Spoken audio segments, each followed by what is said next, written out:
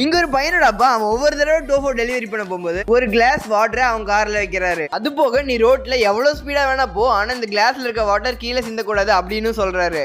ஆனா இவனோட அப்பாவோட ட்ரைனிங் இவனோட ஒரு பெரிய ரேசர் ஆக்க போகுதுன்னு அப்பா அவனுக்கு தெரியல. கொஞ்ச நாள் கழிச்சு ஒரு ட்ரிஃப்ட் ரேசர் அவன் வேலை பார்க்குற கேஸ் ஸ்டேஷனுக்கு வரான். அவன் இதுக்கு முந்தின நாள் இவனோட ஜிடிஆரை ஒரு சாதாரண டொயோட்டா கார் ஓவர் டேட் பண்ணிட்டதா சொல்றான். அதுக்கப்புறமா அவங்களோட ரேஸ் பண்ணணும்னு சொல்லிட்டு அவன் யாருன்னு விசாரிக்க சொல்றாரு. ஆனா இது எல்லாத்தையுமே அந்த பையன் கேட்டுக்கிட்டு இருந்தும் கண்டுக்காத மாதிரியே இருந்துடுறான்.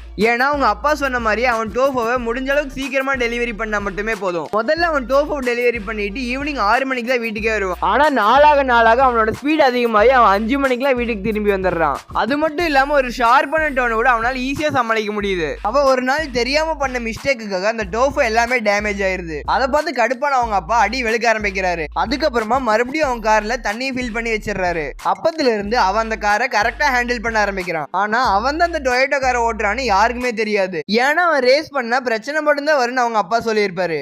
ஒரு நாள் அவனை புரிஞ்சுக்கிட்டு அவங்க அப்பா அவனை ரேஸ் பண்ண அலோவ் பண்றாரு. அப்போ அவங்க எல்லாருமே வெயிட் பண்ணிட்டு இருக்கும்போது நம்ம ஷான் அங்க வந்து கரெக்டா கார்ல என்ட்ரி கொடுக்குறான். அவன் விண்டோவை திறக்கும் போது கேஸ் ஸ்டேஷன்ல வேலை பண்ண பையனை இவ்வளவு ஸ்பீடா கார் ஓட்டுற அப்படின்னு எல்லாருமே ஆச்சரியப்படுறாங்க.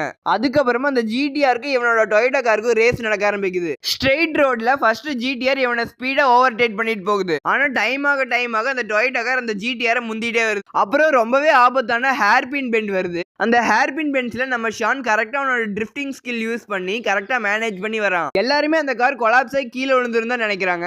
ஆனா ஷான் எப்படி அவனோட டேலண்ட் யூஸ் பண்ணி கரெக்டா வந்துடுறான். பார்த்தா நம்ம ஷானோட டொயோட்டா கார் தான் ஃபர்ஸ்ட் வந்து அந்த கேம்லயும் ஜெயிச்சிருது. எல்லாருமே ரொம்பவே ஷாக் ஆயிடுறாங்க. நம்ம சேனலை மறக்காம சப்ஸ்கிரைப் பண்ணிக்கோங்க. அடுத்த வீடியோல பார்க்கலாம். Bye guys.